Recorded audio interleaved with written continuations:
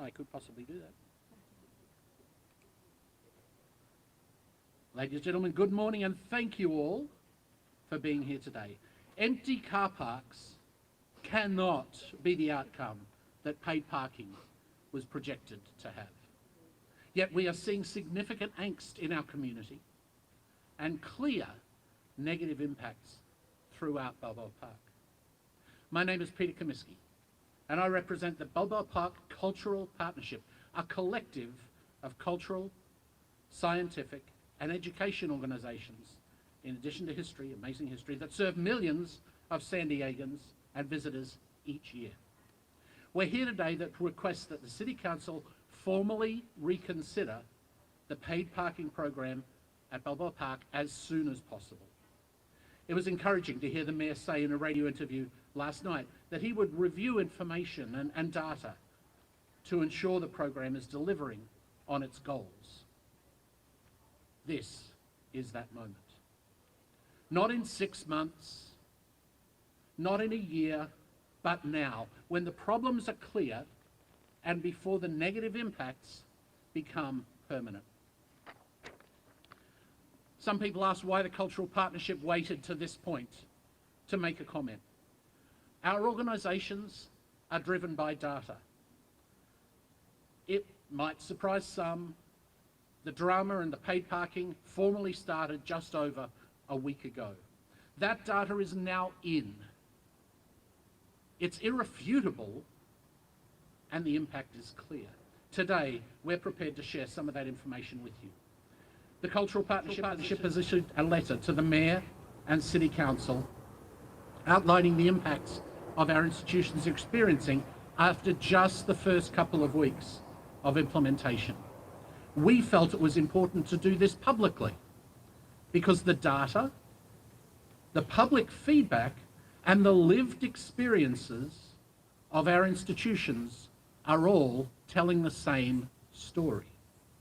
You'll hear today from several leaders across Balboa Park. Each will share specific, concrete impacts garnered from Cultural Partnership members' organisations. These are immediate effects. I'd like to introduce and begin with Chair of the Balboa Park Cultural Partnership, Jessica Hanson-York. Thank you, Peter. Again. Hi, I'm Jessica. I am the President and Chair of the Balboa Park Cultural Partnership. I'm also the Executive Director and CEO here at Mingay International Museum. And as Peter said, the negative impacts of paid parking on Balboa Park have been immediate and they have been measurable. Our visitors are feeling it, and our cultural institutions and our museums are feeling it. Across the park, we have strong data showing declines in attendance at all of our organizations. This isn't data compared to a few weeks ago. We're looking year over year. As Peter said, we are data-driven. We know what we're comparing to. We are also hearing directly from families, from seniors, from students, from longtime members of our museums who are visiting less, who are telling us that they are shortening their visits or they're not coming at all because the cost and the confusion of coming have made Balboa Park a place that they love, a place that they return to, now feel inaccessible to them. Their words carry weight. Our institutions have tracked, one of our institutions in particular has tracked the decline in attendance and where those declines are coming from. And the results are very clear. During the first week of paid parking, local visitation dropped by 25%, while tourist visitation dropped by just 3%. This is telling us something very important. Paid parking is not discouraging tourists. It is discouraging San Diego residents, and it is hurting San Diego arts workers. The very people this policy was meant to protect are now the ones staying away.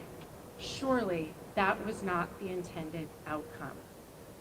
We are hearing this cry from our community, the community that we are all here to serve in Balboa Park, and we want to funnel that energy into change. So today, we're launching a new website to encourage the community to share their concerns with the mayor and with City Council directly. So for those who are passionate about Balboa Park, and I see so many of you right here, we want to invite you to visit savebalboapark.org and share your concerns with our elected leaders. Thank you. I would now like to turn it over to Makeda Cheatham from the World Beat Cultural Center.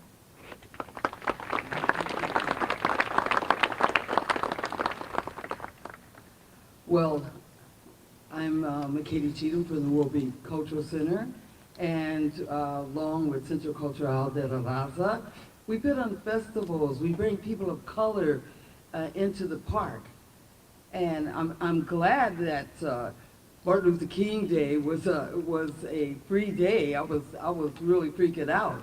You know, people coming to the park for Martin Luther King Day, and you know, people of color, marginalized communities would have to pay. You know, so you know, I'm on the Balboa Park committee. We've been fighting this for a long time. You know, and I have to give it to the mayor because Proposition E, I mean, he knew this was going to happen, you know. So we had to really fight to bring the people back to the park. And I already knew, I mean, that this was going to happen because my community that I grew up in was not going to pay to come to the park. And some of the elderly people, they don't know what QR codes are and how to, you know, the Bridge Club. And so we got to bring our park back, you know. And I saw the people not coming, you know, I'm right across the street, World Beat Cultural Center. So we have to make a change or make it more easier to, you know, come to the park or whatever that's got to change.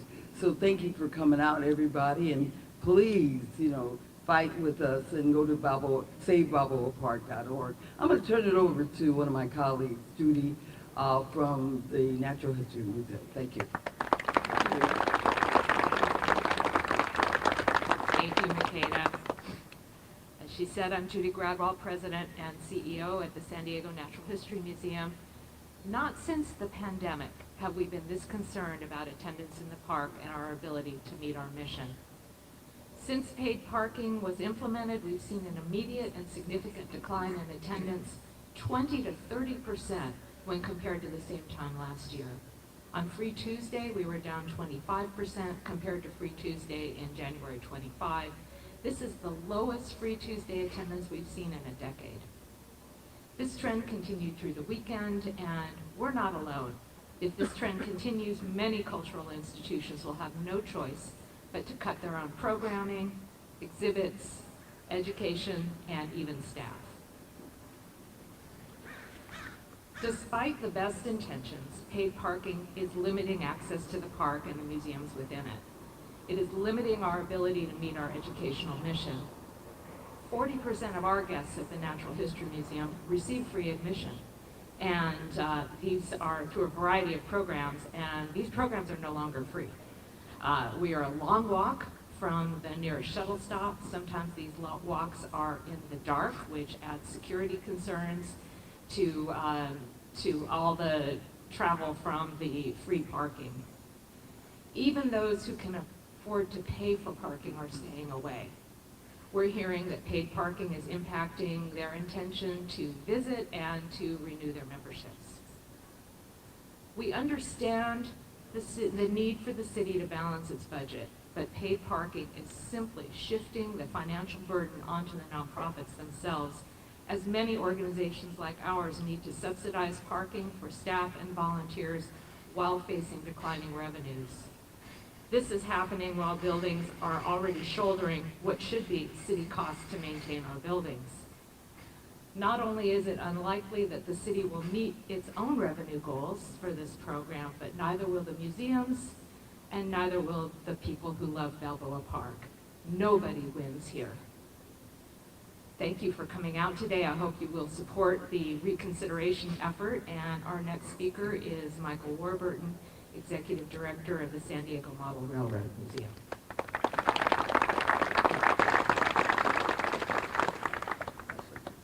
Thank you, Judy. Mike Warburton from the Model Railroad Museum. All of the organizations in the park are feeling the impact of this paid parking, but I want to be very clear, small and medium-sized organizations like ours, we can't sustain these declines for the long term. Many of the park institutions are already seeing that attendance drop that's been mentioned. For us specifically, now that we're 2 weeks into this paid parking scenario, we've seen a 29% drop in revenue and a 49% drop in visitation compared to 2025. So this is no joke. For organizations with limited operating margins in particular, this level of decline immediately threatens our staffing, maintenance, and programming.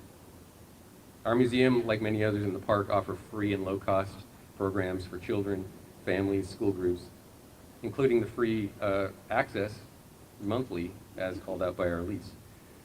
These programs depend heavily on repeat visits from city and county residents and for volunteer support. The bottom line here, when attendance drops and volunteers don't want to come, those programs are at risk. This is not theoretical. The downward spiral is happening now. Regarding volunteers, we're very unique in that the visitor experience at our museum is entirely driven by volunteers.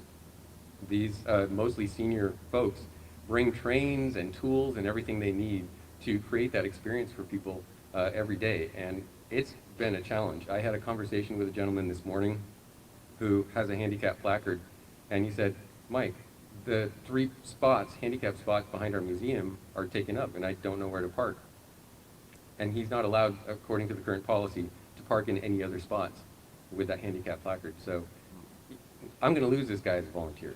You know, this is not something that I need, because I'm not a landscape museum, I'm not a railroad museum. And I need these guys to show up every day and be passionate about it, and they're losing that passion. But this is why we really need immediate change to keep visitation strong and ensure that cultural institutions throughout the park remain accessible, vibrant, and sustainable. And one more time, I just want to call out, please visit savebalboapark.org and sign up, be a voice for the park, and really let's bring about some change. I'd like to turn it back over to Peter now. Thanks.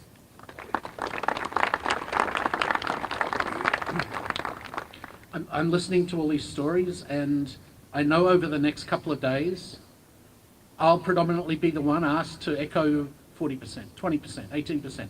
The stories, the information, what you hear from these executive directors is just a sample of some 50 organisations in the park that I guarantee feel the same way.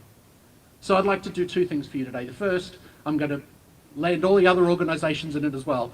But any of my members here today, the cultural partnership organisations, if anyone wants to interview them for a different perspective, I'm guaranteeing they would love to chat to you. But also I'm going to ask all of the other organisations, clubs, activity centres, everything, make your voices heard as well. Thank you to the speakers we have today. What you heard is not isolated. These are not anecdotal examples. It's consistent data across institutions of different sizes, missions, and audiences through Balboa Park. The beauty of Balboa Park, the strength of Balboa Park, is how diverse it is in programming. This is after 1 and a bit weeks. Attendance is down, revenue is down, access for local residents is down. At the same time, financial risk to programs, staffing, and most importantly, public benefit is sharply up. If we take even the most conservative figure, a 20% drop in admissions, pretty safe there, and project that across a full year, Balboa Park Museums, the average revenue drop will be $20 to $30 million. The average revenue loss across the year will be $20 to $30 million. That drives potentially $3 million in parking revenue. There's a problem there with that math. That is, at a core, an access issue for San Diegans. We recognise the city's responsibility to balance its budget, but this program shifts that burden directly onto the Balboa Park institutions and the public they serve. If these trends continues, institutions, and you've heard this today, will be forced to reduce employment, cut public offerings, exhibitions, education and community programs that San Diegans rely on. Paid parking was originally presented as a way to address capital improvements in the park, an important and legitimate need.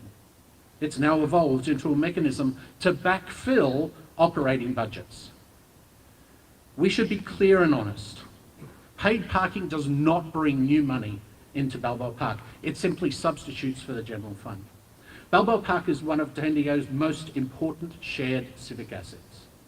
The paid parking program, as it's currently implemented, is eroding public trust, restricting access, altering the character of the park, and destabilising the very institutions that bring it to life.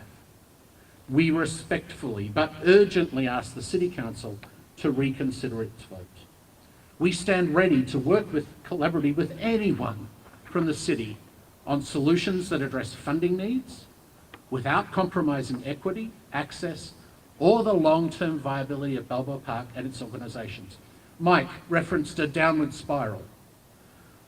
For some organisations, that risk is more severe. That downward spiral could quickly become a death spiral, all over a few dollars in parking revenue. As a region, as stewards of this historic cultural district, this cannot be allowed to happen.